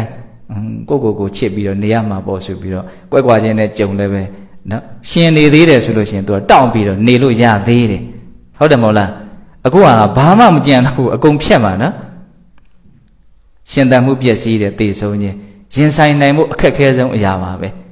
ဟုတ်လားရင်ဆိုင်နိုင်မှုအခက်ခဲဆုံးအရာအဲ့ဒါကိုလည်းဘုန်းဘုန်းတို့ဘာနဲ့ရင်ဆိုင်ရမှာလို့မေးရင်ဒီသတိပဋ္ဌာန်တရားပွားများပြီးတော့ရရှိလာတဲ့အသိဉာဏ်နဲ့ပဲဆက်ပြီးတော့ရင်ဆိုင်ရမှာဟုတ်လားအဲ့ဒါနဲ့ပတ်သက်ပြီးတော့လည်းပဲဘုန်းဘုန်းတို့တုတ်တန်လေးလည်းဘုမှတ်တမ်းတင်ထားတာကိုပြောခြင်းတယ်ဒီနေ့ကတော့ရှင်သာရိပုတ္တရာတို့ညီကိုလေးအကြောင်းတွေများနော်ရှင်သာရိပုတ္တရာမှာနောက်ထပ်ညီတစ်ယောက်ရှိသေးတယ်သူကဥပသေနရဲ့စုံနာရဲ့ရေဝရရဲ့ဆိုတော့ညီက3ယောက်ရှိတယ်စာလာတိတုပစာလာစာလာဥပစာလာတိတုပစာလာဆိုညီမကလည်း3ယောက်ရှိတယ်ရှင်သာရိပုတ္တရာအကိုကြီးပေါ့သူ့မှာညီမ3ယောက်ညီ3ယောက်ရှိတယ်ရေဝရကလည်းပဲငယ်ငယ်လေးနဲ့အလွန်စွမ်းထက်ပါတယ်အခုပြောမှာကဥပသေနနော်ဥပသေနလည်းယဟန္တာမထေပါပဲအဲ့ဒါတနေ့တော့သူ့တပည့်တွေရောနော်ရှင်သာရိပုတ္တရာရောရှင်သာရိပုတ္တရာရဲ့တပည့်တွေရောယဟန်တော်တွေတော်တော်များများဟိုကြောက်ကူကြီးအကြီးကြီးထဲမှာစုပြီးတော့သတင်းသုံးနေတာရှိတယ်ကြုံရနေကြတာပါပဲမြတ်စွာဘုရားခေတ်ကယဟန်နေဘယ်နာလို့ဆိုဆိုမျိုးရဲ့ရှိကိုရှင်ပြည်တဲ့နေရာဆင်းပြည်သလိုနေနေတာပဲဒါယဟန်တာတွေဖြစ်သွားပြီဆိုတဲ့အခါကျတော့လည်းပဲဘာပူစရာရှိမှလဲဘာမှလည်းပဲမပူတော့ဘူးပူစရာလည်းဘာမှမရှိတော့ဘူးဟုတ်လားအဲ့တော့သူတို့လောကမှာအသက်ရှင်နေတယ်ဆိုတာသူတို့အတွက်ရှင်းနေတာမဟုတ်တော့ဘူးလို့ဘုံဘုံကတော့အဲ့လိုခံစားရတယ်ဟုတ်လားလူတွေကိုအသိဉာဏ်ရအောင်လူတွေငြိမ်းချမ်းအောင်ချမ်းသာအောင်မေတ္တာတွေပေးမယ်အသိဉာဏ်တွေပေးမယ်ဆိုတဲ့စိတ်နဲ့ပဲရှင်းသန်းနေတာဖြစ်တဲ့အတွက်ကြောင့်ဘယ်နေရာနေရလို့မှလည်းပဲသူတို့မှဘာမှထူးခြားမှာမဟုတ်အဲ့တော့အဆင်ပြေတယ်လို့ပဲနေကြတာပေါ့ဟုတ်လားအဲ့လိုနေရင်းနဲ့ဒီနေ့တော့အဲ့ဒီသူတို့နေတဲ့လှိုင်းကူကြီးကမွေစိုးတွေအလွန်ပေါ်တယ်ကြောက်ကြားတယ်မှာမွေလေးတွေကလည်းနေကြတယ်အဲ့လိုနေရင်းနဲ့အဲ့ဒီလှိုင်းကူကြီးထဲမှာဒီရှင်ဥပသေနကဒီသင်္ကန်းကိုပခုံးတစ်ဖက်ဖော်ပြီးတော့ပေါ့ပါပေါ့နော်နေလေနေခင်းမှာသင်္ကန်းချုပ်ပြီးတော့သူနေတာအဲ့လိုသင်္ကန်းချုပ်နေတော့မှအပေါ်ကနေမွေလေးနှစ်ကောင်ကဆော်ရင်းနဲ့သူ့ရဲ့ပခုံးပေါ်ကိုလိမ့်ကြလာမွေကလည်းဘလောက်တောင်ကြောက်စရာကောင်းတော့ဆိုတော့ထိတာနဲ့အစိတ်တက်တဲ့မွေမျိုးတဲ့ကြိုက်တာမဟုတ်ဘူးနော်ထိတာနဲ့တောင်စိတ်တက်တကူလုံးအစိတ်တည်နေမှာပါဟုတ်လားဒါထိတာနဲ့စိတ်တက်တယ်ဆိုတော့ပြင်းဆိုတော့စိတ်တက်တခါတည်းတက်လာတဲ့ခါကျတော့ယဟန္တာမထေရမြတ်ကြီးဆိုတော့သိတာပေါ့ဟာဒါပြင်လို့ရတဲ့ပျက်စီးမှုမဟုတ်ဘူးဆိုတာသိတယ်ခဏနေဒီဥစ္စာကြီးကအကုန်လုံးဖျို့ဖျဲပြက်သွားတော့မှဆိုတော့သိတယ်ဒီအစိတ်ကတကူလုံးရှိတဲ့သွေးတွေကိုဖျက်ဆီးပြီးတော့အာယုံကြောတွေအကုန်ဖျက်ဆီးပြီးတော့အကုန်လုံးကိုဖျက်ဆီးပြစ်တော့မှဆိုတာသိတယ်သိတဲ့အခါကျတော့ तू ကဒီကူကြီးထဲမှာပျက်စီးသွားလို့ရှိရင်ဒီယဟန်တွေအလုတ်ရှုပ်လိုက်မယ်လူတွေနေတဲ့နေရာပျက်စီးသွားတာပေါ့ဒါကြောင့်ပြင်ဘက်ကို तू ကထုတ်စေခြင်းတယ်အဲ့ဒါနဲ့ရုပ်တရက်ဖလားသမဘဝင်စားပြီးတော့ဒီခန္ဓာကိုယ်ကူပြင်မဲ့မရောက်ခင်မှာမပျက်စီးပါစေတည်းလို့နော်တရားရဲ့အစွမ်းကလည်းအံ့ဩစရာကောင်းတယ်နော်ဒါပေမဲ့လို့အမြဲတမ်းကြီးတရားကြီးကမပြည့်အောင်တော့ဘာမှမလုပ်နိုင်ဟုတ်လားဘယ်ရာနဲ့မှလုပ်လို့မရအဲ့ဒါလိုလေးအဋိဌာန်လိုက်တဲ့အခါကျတော့အခိုက်အတန့်ဒါကိုမလုပ်ထားတော့တားဆီးထားတာပေါ့နော်အဲ့လိုတားဆီးထားပြီးတော့ယဟန်တွေကိုပြောတယ်ငါရှင်တို့ငါခန္ဓာကိုယ်ကြီးကဟောဒီကိုယ်ထဲမှာနော်ဟိုဖွဲပြားတွေလို့တစားစီတမွစီပြိုကွဲမသွားသေးခင်မှာဒီခန္ဓာကိုယ်ကြီးကိုညောင်ဆောင်မို့မတင်ပြီးတော့ဂူပြင်ဘက်ကိုထုတ်လိုက်လို့ခိုင်းသူ့ကိုယ်သူတော်မှညောင်ဆောင်မို့မတက်နိုင်တော့ဒါကြီးမပြတ်အောင်ပဲသူဖလားသမပတ်နဲ့အဘိညာဉ်တရားတွေနဲ့တမာတိတရားတွေပညာတွေတရားတွေနဲ့ဘောက်ထောင်ထိန်းထားတာအဲ့လိုပြောတဲ့အခါကျတော့ရှင်သာရိပုတ္တရာကရုပ်တရက်အံ့ဩသွားတာပေါ့နော်ဟာကြည့်ရတာဘာမှလည်းဖြစ်တာလည်းမမြင်ရဘူးပေါ့နော်ဒါဟုတ်ပဲငါခန္ဓာကိုယ်ကြီးဟာနော်ဖွဲပြားတွေလို့တမွသည်တဝသည်တခါတည်းပြိုကွဲမသွားသေးခင်မှာပြင်းမဲ့ထုတ်ကြလို့ပြောနေတာဘာကြောင့်အဲ့လိုပြောတာတော့အဲ့ဒါနဲ့မေးတဲ့အခါကျတော့ तू ရှင်းပြတယ်နော်မွေစိုးသူ့ပေါ်ပြုတ်ကြလာလို့ပြတ်တော့မယ်ပေါ့ဒီခန္ဓာကိုယ်ဟာအဲ့လိုပြောတဲ့အခါကျတော့ရှင်သာရိပုတ္တရာကဒါနောက်လာနောက်သားတွေအတွက်အလုပ်လုပ်တယ်လို့ဘုံဘုံကတော့ထင်ပါတယ်ငါရှင်တဲ့တင့်ကိုကြည့်ရတာအိမ်တွေပြက်တာတခုမှမရှိဘူးကြည်လင်းနေတယ်ပေါ့မျက်လုံးကလည်းမျက်လုံးတိုင်းကြည်လင်းမယ်နော်အသားရည်ကလည်းကြည်လင်းမယ်ဘာမှပျက်စီးနေတာကိုဟိုဖောက်ပြန်နေတာကိုမတွေ့ရဘူးပေါ့နော်ဒီလိုအနေအထားမျိုးကိုနော်ခဏနေရင်ဒီခန္ဓာကိုယ်ကြီးပျက်စီးတော့မယ်လို့သိနေတဲ့လူတယောက်ဟာဘာကြောင့်ဒီလိုနေနိုင်တာတော့နော်သိချင်းတရားကိုသူဘလို့မှကိုမဖြုံတဲ့သဘောမတုံလှုပ်တဲ့သဘောတုံလှုပ်ကြောင်းတရားတွေလည်းအကုန်ပယ်ပြီးသားဆိုတော့ဒါသူကပဂရိအတိုင်းကြည်လင်အေးချမ်းနေတယ်ပေါ့နော်ဘလောက်အားကြစရာကောင်းတော့ဟုတ်လားဘာကြောင့်အဲ့ဒီလိုဖြစ်ရတာတော့လို့မေးတဲ့အခါကျတော့သူဘာပြောတော့ဆိုတော့ အဲ့ဒီမှာတော့သူကအတွင်းအာယတနာ6ပါးနဲ့ကင်ပြီးတော့ပြောတယ်နော်ဘုံဘုံတို့ခန္ဓာကိုယ်ကြီးကိုနားလည်အောင်ကြိုးစားတဲ့နေရာမှာနော်ရှုတော်မျိုးစုံကနေပြီးတော့မြတ်စွာဘုရားသင်ပေးတယ်နော်ယုံနံဆိုပြီးတော့တိတတ်တဲ့သဘောမတိတတ်တဲ့သဘောနော်ဒီလိုနှစ်စုစုပြီးတော့သင်ပေးတာရှိတယ်နောက်ခန္ဓာ၅ပါးဆိုပြီးတော့ယုတ်အစုကိုတစ်စုဝေဒနာတင်ညာသင်္ခါရဝိညာဉ်ဆိုတော့နာမ်ကို၄စု၅စုစုပြီးတော့သင်ပေးတာနားလည်အောင်ရှင်းပြတာတွေရှိတယ်အခုပြောမှာပါဆို6စုစုပြီးတော့ရှင်းပြမှာနော်6စုကဘာတုံးဆိုတော့မျက်စိနာနာလျှာကိုယ်စိတ်ဟုတ်လားမျက်စိနာနာလျှာကိုယ်စိတ်ယုတ်က5မျိုးတောင်ဖြစ်သွားတယ်နော်ခန္ဓာ5ပါးမှာတော့ကယုတ်က1မျိုးတည်းနာမ်က4မျိုးခွဲပြီးတော့ပြောတာဟုတ်လားခုဒီခန္ဓာကိုယ်ကြီးကို1မျိုးပြန်ရှင်းပြတဲ့အခါကျတော့သူအကြည်တဲ့6ပါးလို့ခေါ်တယ်သူကလည်းအယံတဘာဝကြတယ်နားလေစရာအလွန်ကောင်းတယ်အဓိပ္ပာယ်လည်းအလွန်ရှိတယ်မျက်စိကဘာလို့ဆိုတော့ဒီအယောင်တွေကိုသူဖမ်းယူနိုင်လောက်အောင်ကြည်တဲ့ပတာရလို့သုံးတယ်နော်ကြည်လင်မှုပေါ့အဲ့ဒီအယောင်နဲ့ဒီမျက်စိအကြည်ရုပ်ကကျန်တဲ့ရုပ်နဲ့မတူဘူးဒီအယောင်ရုပ်နဲ့ဒီမျက်စိပတာရရုပ်နဲ့တွေ့လိုက်တာနဲ့ဝိညာဏတ္တဖြစ်ပေါ်လာတယ်နော်မှန်တဲ့ဒီဘက်ကအယောင်နဲ့ထင်လာတယ်အရေးဟာထင်းလာတယ်ဒါဥမာလေးတစ်ခုပေါ့နော်စောင်းကြိုးလေးကိုလက်နဲ့ခတ်လိုက်တယ်အတန်ဟာထွက်လာတယ်အဲ့လိုပဲမျက်စိအကြည်လေးနဲ့အယောင်နဲ့တွေ့လိုက်တယ်မြင်သိစိတ်ကလေးဒါအယောင်ပဲဆိုတာကိုဘာပဲဆိုတာကိုအယောင်ပဲသိတာပါလေအစားကတော့ဟုတ်လားပြီးတော့မှစိတ်ထဲကဒီအတွင်းထဲမှာအလုတ်လုတ်ပြီးတော့ဒါလူပဲဒါလူမယောက်ျားပဲမိန်းမပဲသီလရှင်ပဲမျက်စိကမြင်တာအယောင်ပဲမြင်တာဝါလေးပဲမြင်တာမျက်စိကသီလရှင်လို့မသိဘူးဟုတ်လားသီလရှင်လို့လှုပ်လိုက်တာဘယ်သူကလှုပ်လိုက်တာတော့အတွင်းထဲကစိတ်ကလှုပ်တာပေါ့နော်ဒါလေးကိုလည်းကွဲပြားနားလေရမယ်ဟုတ်လားအလုတ်လုတ်ပုံပေါ့ဟုတ်လားအဲ့လိုပဲနားဆိုရင်နားပါတော့အတန်ပဲကြားတာဘယ်သူအတန်ဘဝတန်ငါ့ကိုကောင်းတာတွေပြောတာဆိုးတာတွေပြောတာဆိုတော့စိတ်ကလှုပ်တာသူကဟုတ်လားသူကြောင့်သူအင်္ဂလိပ်တယောက်ကစကားလာပြောတယ်ဘုံဆိုရင်ဒါအတန်ပဲကြားမှာဘာတွေပြောနေလို့ပဲသိမှာတော့ရှင်းလားဘုံပြောတာဘာပြောတာလို့သိတာကဘယ်သူကသိတာတော့စိတ်ထဲကသိတာပေါ့နော်အဲ့တော့ခန္ဓာအိမ်ကြီးကိုအကြည်တဲ့6ပါးနဲ့ဖွဲ့စည်းတည်ဆောက်တာတဲ့မျက်စိရယ်နားရယ်နှာခေါင်းရယ်လျှာရယ်ကိုယ်ရယ်ပြီးတော့ဗါတော့စိတ်ရယ်ဟုတ်လားအဲ့မှာယုတ်ပတာရ5ခုဟာအာယုံကိုသူဘာလုပ်နိုင်တယ်နော်အာယုံကိုခံယူပြီးတော့ဝိညာဏဓာတ်တွေကိုပေါက်ဖွားစေမှာသူကဟုတ်လားဒါကြောင့်တဖြည်းဖြည်းနဲ့စက်ယုတ်ကြီးတယုတ်လိုပဲခန္ဓာကိုယ်ကိုပုဂ္ဂိုလ်တ attva သဘောမပါဘူးဆိုတဲ့အမြင်နဲ့မြင်ကြည့်လိုက်ဟာ तू ဟိုနာအတိဓာတ်တွေထွက်လိုက်ဒီနာအတိဓာတ်တွေထွက်လိုက်အတိဓာတ်တွေထွက်နေအတိဓာတ်ကိုပါဠိလိုဘယ်လိုခေါ်နော်ဝိညာဏဓာတ်ပေါ့နော်တစ်ချက်တောက်လျှောက်အလုပ်လုပ်တဲ့ထဲထဲကနေပြီးတော့တင်ညာကောင်းဆောင်ပြီးတော့လုပ်မယ်လို့ထင်ပါတယ်ကိုယ်ငယ်ကတော့မှတ်ထားတာလေးနဲ့ပတ်သက်ပြီးတော့ဟုတ်လားဒါပါစုပဲပဲဘာပဲညာပဲအဲ့လိုဆိုရင်ငါဘယ်လိုပြန်လုပ်မယ်ဟိုလိုလုပ်မယ်ဒီလိုလုပ်မယ်ရှုပ်ထွေးနေမှာစိတ်ထဲမှာဟုတ်လားအခုဒီရှင်ဥပဒေနာက तू ဘာကြောင့်ပျက်စီးကနေလေးမှာကြည်ကြည်လင်လင်ချမ်းသာတာအိမ်ဒီမပြတ်ဖဲနဲ့မဆင်းရဲပဲနဲ့နေနိုင်တာတော့အဲ့ဒီနေနိုင်ခြင်းရဲ့အကြောင်းတရားကို तू ကဘာကိုကင်ပြောအောင်ဆိုတော့အခုပြောတဲ့အာယတနာ6ပါးကိုကင်ပြောတယ်နော်အကြည်တဲ့6မျိုးလည်းဘုံဘုံပြောလိုက်တယ်အာယတနာ6မျိုးလို့လည်းအခုပြောလိုက်တယ်အာယတနာဆိုတာအာယုန်နဲ့ရဲ့တီယာကိုအာယတနာလို့ခေါ်တယ်နော်မျက်စိဆိုလို့ရှိရင်အယောင်ရဲ့တီယာဟုတ်လားအဲ့တော့ဘုန်းတို့ဒီအာယတနာ6ပါးသူအတွင်းအာယတနာ6ပါးရှိတယ်အပြင်အာယတနာ6ပါးရှိတယ်အစ္ဆတိကာယတနာဘာဟိရာယတနာလို့အဲ့လိုလေးသုံးတယ်ဒီလိုပါဠိလေးတွေကိုနားထဲကိုရင်းနှီးအောင်လုပ်နော်ဒါတကယ်လက်တွေ့ဘဝမှာကိုဖြတ်တန်းနေတဲ့အခြေအနေတွေပါပဲဒါတွေကိုနားလည်ခြင်းဟာတကယ်ပညာရှိတယောက်ဖြစ်စေလိမ့်မယ်ပေါ့ဟုတ်လားဒါကြောင့်ခန္ဓာအိမ်ကိုဘယ်လိုတည်ဆောက်တာတော့အတွင်းအာယတနာ6ပါးနဲ့တည်ဆောက်ထားတယ်ပြင်မပတ်ဝန်းကျင်လောကကြီးဟာဘာတွေတုံးဆိုတော့ခုနပြောတဲ့အာယုံ6ပါးပေါ့ဟုတ်တယ်မဟုတ်လားအကြောင်းတွေရှိမယ်အတန်တွေရှိမယ်အနတ်တွေရှိမယ်ရတာတွေရှိမယ်တော့တွေ့ထိမှုကိုဖြစ်စေတဲ့တော့တကြီးတွေရှိမယ်ပေါ့ဓာတ်တဘာဝတွေရှိမယ်ဟုတ်လားဒီအာယတနာ12ပါးကိုလည်းပဲတော့ကြည်ကြည်ပြန့်ပြန့်နားလည်သင့်တယ်ပေါ့မြတ်စွာဘုရားကဒီအာယတနာ12ပါးနဲ့ကင်ပြီးတော့တဘာဝတရားတွေအကြောင်းကိုနားလည်အောင်ရှင်းပြတဲ့တုတ်တန်တွေအများကြီးရှိတယ်ဟုတ်လားဘုန်းတို့အလွန်ထင်ရှားပါတယ်နော်ဓာတုခန္ဓာမှာတုတ်တန်ဆိုလို့ရှိရင်ဒီအာယတနာ12ပါးကိုပဲအတွင်းအာယတနာ6ပါးအပြင်အာယတနာ6ပါးတော့တတုံကြီးမျောသွားတာပင်လေကိုမရောက်ဖို့အန္တရာယ်ပေးမဲ့အချက်8ချက်ဒါဒီတရားစက္ကန့်မှာဘုံဟောမယ်လို့တော့စဉ်းစားထားပါတယ်ဟုတ်လားဒီဘက်ကန်းကိုတင်တယ်ဟိုဘက်ကန်းကိုတင်တယ်ဆိုတာဒီအာယုန်တွေကိုပြောတာဒီအာယတနာတွေကိုပြောတာဟုတ်လားအများကြီးပဲရှင်းပြတာဒီအာယတနာ6ပါးနဲ့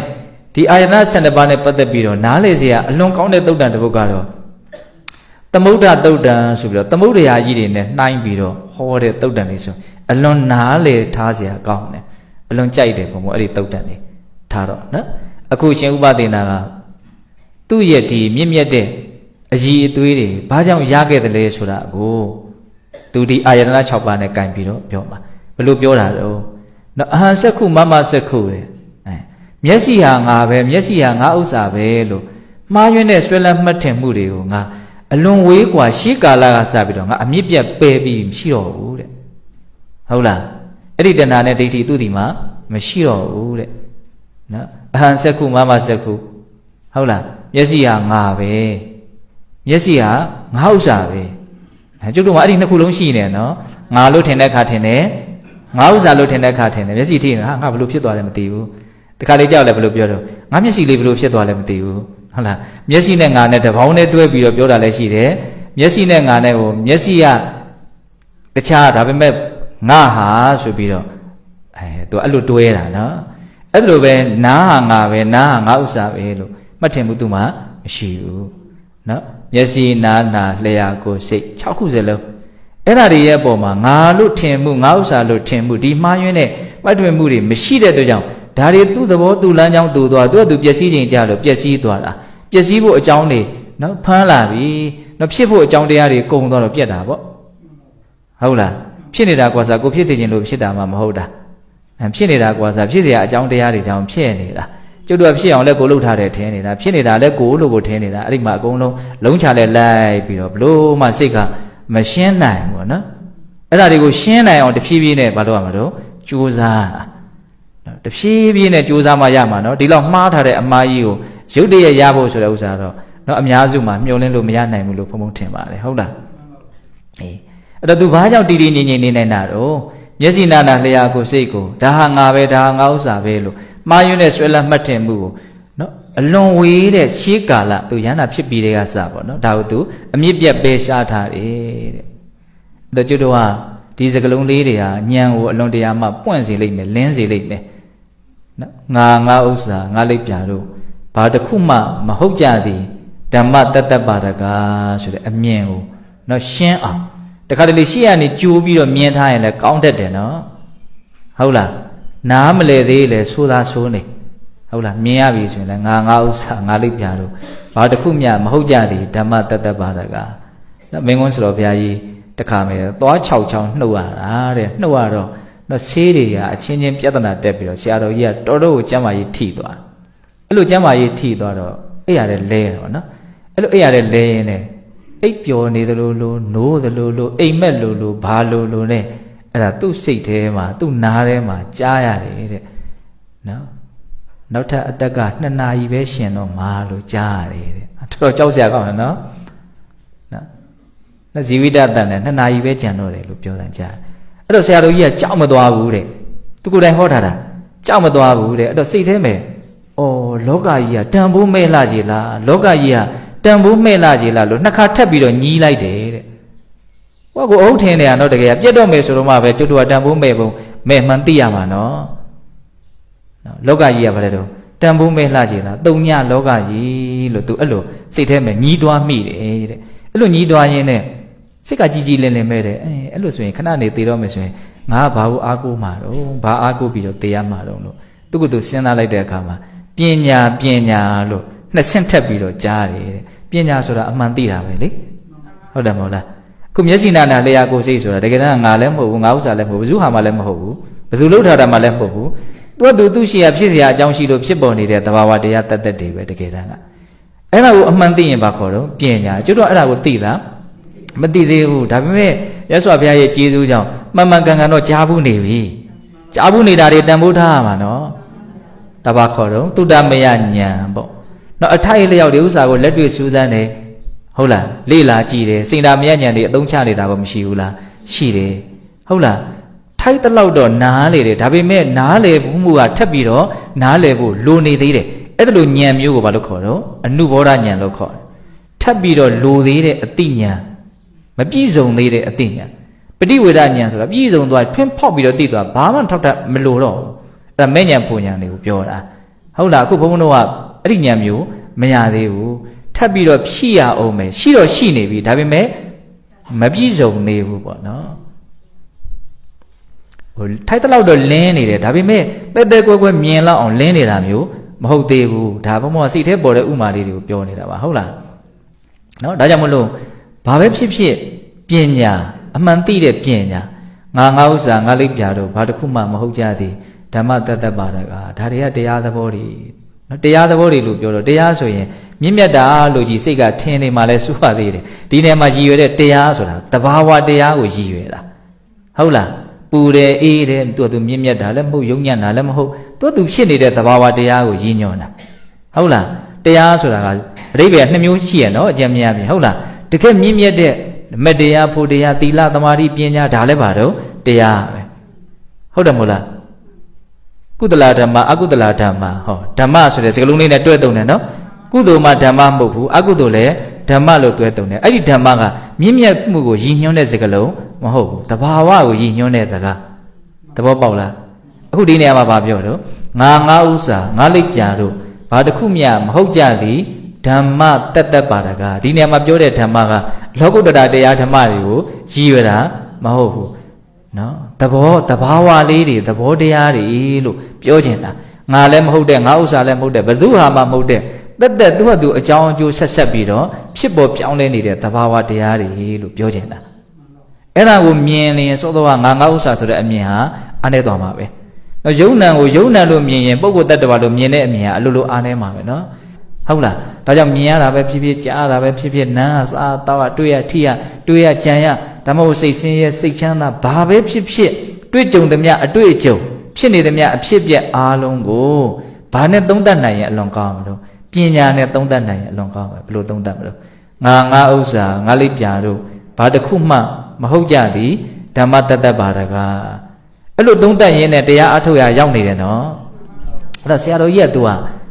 ပညာလွန်ကြီးတဲ့ပုဂ္ဂိုလ်ဆိုတော့ तू အဲ့ဒါမျိုးကိုသဘောကျတာလို့အဲ့ဒီတည်းမှလည်းဖွင့်ဟပြီးပြောတယ် तू ကဒီစပင်စကကမ္မထံခေါ်တာပေါ့ရှင်ရာဟုလာကိုမြတ်စွာဘုရားဟောခဲ့တဲ့တရားပါနော်ဒီမျက်စိနာနဲ့တရားကိုစိတ်အာယတနာတွေနဲ့ကင်ပြီးတော့ဟောတာဒါဟာမြဲလားမမြဲဘူးမမြဲဘူးဆိုရင်ကောင်းလားဆိုလားအကောင်းမဟုတ်ဘူးမြဲလည်းမမြဲမကောင်းတဲ့တရားတွေကိုငါလို့လှုပ်တဲ့နလားငါဥစ္စာလို့လှုပ်တဲ့နလားမလှုပ်တဲ့ဘူးအဲ့ဒီမှာနေတံမမနေသောဟမသမိနမေသောအတ္တဒါဟာငါလည်းမဟုတ်ဘူးငါဥစ္စာလည်းမဟုတ်ဘူးတဘာဝတရားတွေလို့အဲ့လိုယထာဘုဒ္ဓသမပညာယတထဗံအမှားတို့နေတိုင်းရွတ်နေတာဟုတ်လားဧဝမေတံယထာဘုဒ္ဓသမပညာယတထဗံဒါပါတော့မှန်ကန်တဲ့တဘာဝကြတဲ့အမြင်တွေပညာရဲ့စကလုံးတွေပဲဟုတ်တယ်မဟုတ်လားဘယ်ကနေစကားတွေထွက်သွားတော့ရှင်ဥပဒေနာနော်ခန္ဓာကိုယ်ကြီးကခဏနေပြည့်စည်တော့မယ်ဒါပေမဲ့ तू ကဘယ်လိုဖြစ်နေတော့တည်တည်ငြိမ်ငြိမ်အေးစီစီဘာမှပုံပြက်ပန်းပြက်မရှိဘူးစိတ်တွေပြည့်စည်တာလည်းမရှိဘူးစိတ်ပြက်တာလည်းမရှိဘူးအေးအေးဆေးဆေးပဲဟုတ်လားဘာကြောင့်အဲ့လိုဖြစ်တာလဲလို့မေးတော့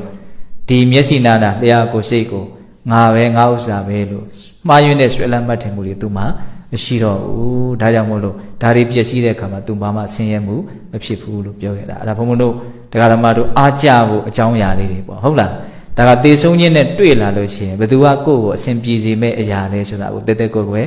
်နားလဲပေါ့ဟုတ်လားလူတွေကတော့ဘယ်လိုပြောတော့ဥသာမင်းသားလေးတော့ရှားမှာဟုတ်လားမတ်တက်စာတော့ရှိပြီတုံးလုံးစာလေးတော့ရှားမှာလူတွေကပိုက်ဆံမဲ့အာကိုနေဟုတ်လားပိုက်ဆံအာကိုရမဲ့အပိုင်းရှိတယ်လို့အာကိုလို့မရတဲ့အပိုင်းတွေလည်းရှိတယ်ဆိုတာကိုနားလည်ထားနော်ဟုတ်တယ်ဆေးတွေဘာတွေဝယ်ဖို့ဆေးရုံတွေဘာတွေတက်ဖို့ကလည်းပိုက်ဆံရှိမှလေဒါတော့ကတော့ရှင်းပါတယ်ဒါကတော့သိပြီးတော့နားလည်ဖို့ခက်တဲ့ကိစ္စမဟုတ်ဘူးနော်ဒါပေမဲ့အဲ့ဒီဆေးရုံပေါ်မှာပဲပိုက်ဆံတွေရှိပြီးတော့နော်အကုန်လုံးဖြည့်ရှင်းဖို့ပြည်လေတဲ့အနေအထားမှာပဲနောက်ထပ်ဖြည့်ရှင်းဖို့မလွယ်တဲ့အလွန်ခက်တဲ့ပြဿနာကြီးကျန်းနေတာကိုမြင်ဖို့မလိုဘူးလားအဲ့ဒါကဘာတော့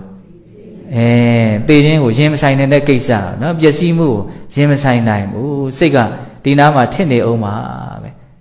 နော်ဒါကြောင့်မလို့ဒီကနေ့နော်ပျက်စီးချိန်မှာမငိုရလေအောင်ဆိုတဲ့ရည်ရွယ်ချက်နဲ့ဘုန်းဘုန်းတို့သူတော်ကောင်းတရားကိုကြိုးစားအထုတ်လေစိတ်ထက်သန်အောင်ဒီအကြောင်းအရာလေးတွေကိုပြောပြပါတယ်ဟုတ်လားပြောကြတာတွေအကုန်လုံးပြန်ပြီးတော့နှိမ့်ချုပ်ကြည့်မယ်နော်တတိပဋ္ဌာန်တရားကိုအထုတ်ရင်ရရှိမဲ့အကျိုးကျေးဇူးဘယ်နှမျိုးတော့9မျိုးအဲ့ဒီ9မျိုးသည်အကျိုးကျေးဇူးဆိုရင်လည်းဟုတ်တယ်တရားအထုတ်ခြင်းရဲ့ရည်ရွယ်ချက်ဆိုရင်လည်းဟုတ်တယ်ဟုတ်ပြီနော်အခုဘုန်းကဘာထပ်ပြီးတော့ပို့လိုက်တာတော့တွန်းအား နော်တရားအထုတ်ဖြစ်ဖို့အတွက်ကြီးမားတဲ့တွန်းအားကိုဖြစ်စေတဲ့အရာတွေဆိုရင်လည်းဟုတ်တယ်ဒီခုနှစ်မျိုးကိုစဉ်းစားလိုက်ရင်အထုတ်ခြင်းစိတ်ပေါက်လာတာအမှန်ပဲအဲ့ဒီခုနှစ်မျိုးတွေကမှနော်ပျက်စီးမှုကြုံလာရင်ဘုန်းတို့ပုထုဇဉ်တွေမှာဖြစ်တတ်တဲ့သဘာဝဘာလို့စိုးရင်ခြင်းနဲ့ငိုကြွေးခြင်းချမ်းသာသလားအဲ့ဒီတရားတွေကဘယ်ချမ်းသာမလို့ကြိုက်လားမကြိုက်ဘူးမကြိုက်သည်ဖြစ်စေဆင်းရဲသည်ဖြစ်စေဖြစ်เสียအကြောင်းတွေရှိနေတော့ဖြစ်မှာပဲဟုတ်လားအဲ့ဒါဉာဏ်ပညာမရှိရင်ဖြစ်မှာနော်အဲ့ဒီဟာကိုမဖြစ်အောင်ဉာဏ်ပညာကိုဘုန်းဘုန်းတို့ဘယ်နည်းကိုအသုံးပြုပြီးတော့ရှားမှာတော့တတိပဋ္ဌာန်တရားကိုအသုံးပြုပြီးတော့ရှားမှာအဲ့ဒါပျက်စီးခြင်းဆိုတာကိုဘုန်းဘုန်းပျက်စီးခြင်းကိုဘယ်နှမျိုးပြောတော့ဒီနေ့အဓိကထိခိုက်မှုကိုဖျက်ဆီးနေတဲ့ပျက်စီးခြင်း၃မျိုးအတူတူနေမှုရဲ့ပျက်စီးခြင်းကျမ်းမာရေးရဲ့ပျက်စီးခြင်းရှင်သန်မှုရဲ့ပျက်စီးခြင်းကွဲကွာခြင်းရဲ့နာခြင်းရဲ့သေခြင်းရဲ့ဖြည့်ရှင်းဖို့ခက်တဲ့ပြဿနာတွေပေါ့ဟုတ်လားအဲ့ဒါတွေကိုမြတ်စွာဘုရားကတော့ဘာကိုအားကိုးပြီးတော့ဖြည့်ရှင်းကြလို့ဆုံးမခဲ့တာတော့တတိပဋ္ဌာန်တရားအားထုတ်ပြီးတော့အဲ့ဒါကိုအားကိုးပြီးတော့ဖြည့်ရှင်းကြလို့တိုက်တွန်းတယ်ဟုတ်လားစုံဒသုတ်တန်ရဲ့ခိလာနာသုတ်တန်ရဲ့ဥပဒေနာမထေမြတ်ရဲ့အကြောင်း၃မျိုးပြောပြီးတော့ဘုံဘုံတို့နော်မှတ်သားစရာနော်အားထုတ်လို့စိတ်ကိုထက်သန်ဖို့တရားလေးတွေကိုပြောပါတယ်ဟုတ်လားဒါကြောင့်ဒီကနေ့ယောဂီတို့ကြိုးစားအားထုတ်ကြရတယ်ကုသိုလ်ကောင်းမှုအစွတ်စွတ်တို့ရဲ့စွမ်းတတ္တိကြောင့်ဘုရားတပည့်တော်တို့ဒီမဲ့ညာဘုညမျက်နှိပ်ပံကိုလင်းမြန်ထုတ်ချောက်မျက်မှောက်ပြုဝရစေကုန်သောဟုပတ္တနာအောင်စုပြုကြကုန်ရာတည်းဝါတုတဗ္ဗမင်္ဂလာရကံတုတဗ္ဗဒေဝတာတဗ္ဗဗုဒ္ဓနုဝဝေနတရာဒုက္ခိဝန္တုတိဘဝတုတဗ္ဗမင်္ဂလာရကံတုတဗ္ဗဒေဝတာတဗ္ဗဓမ္မနုဝဝေနတရာဒုက္ခိဝန္တုတိဘဝတုတဗ္ဗမင်္ဂလာရကံတုတဗ္ဗဒေဝတာတဗ္ဗသံဃာနုဝဝေနတရာဒုက္ခိဝန္တုတိဒေတုမဂန္တိတရားနာပိသပေါင်းတော်ကောင်းတို့သာတာအလုံးသောတတ္တဝအနန္တတို့အားတဗ္ဗမင်္ဂလာလောကီလောကုတ္တရာကောင်းဆိုသည်မြတ်မင်္ဂလာဝဝတိဘဝတို့ကောင်းစွာမသိဖြစ်တော်မူကြပါစေတည်းတဗ္ဗတိဝတ္တမိမိတို့ခန္ဓာကိုယ်မှာစောင့်ကြနေကြကုန်သောနတ်မိမိတို့အိမ်မှာစောင့်ကြနေကြကုန်သောနတ်မိမိတို့သာသနာမိမိတို့ကဘာမှာစောင့်ကြနေကြကုန်သောနတ်မြတ်နှကောင်းနာပေါင်းတို့ကလည်းပဲရက္ခဏုကောင်းစွာမသွေဆောင်လျှောက်တော်မူနိုင်ကြပါစေတည်းတဗ္ဗဗုဒ္ဓနုဘဝေနကိင္ဃဝါလူသေးစုမကပွင့်တော်မူကြတဲ့သုတ္တရဘဘုရားရှင်ကိုတော်မြတ်တို့ရဲ့တကူတေဇောအာနုဘော်တော်တို့ကြောင့်၎င်းတဗ္ဗဓမ္မနုဘဝေနမေလီတံဖူလီတံနိဗ္ဗာန်တည်းတည်းဆိုသောဆေရတော်တရားတော်မြတ်တို့ရဲ့တကူတေဇောအာနုဘော်တော်တို့ကြောင့်၎င်းတဗ္ဗတံဃာနုဘဝေနမေကထံ၄ရောက်ပလတံ၄ရောက်ဆိုသောရှေယောတော်ရိယတံဃာရှင်မြတ်တို့နဲ့တကွာတိလကိုသမာဓိကိုပညာကိုတို့နဲ့ပြည့်စုံတော်မူကြတဲ့သမုဒိတံဃာအရှင်ကောင်းရှင်မြတ်ပေါင်းတို့ရဲ့တကုတေဇောအာနုဘော်တော်တို့ရောက်၎င်းတရားနေရောညပါဘေကမဆိုင်ချိန်ရှိတိုင်းဒုက္ခိကိုစိတ်နှပြချမ်းမာချမ်းသာခြင်းရှိကြကုန်သည်ဘဝတို့ကောင်းစွာမသွေဖြစ်တော်မူကြပါစေတည်း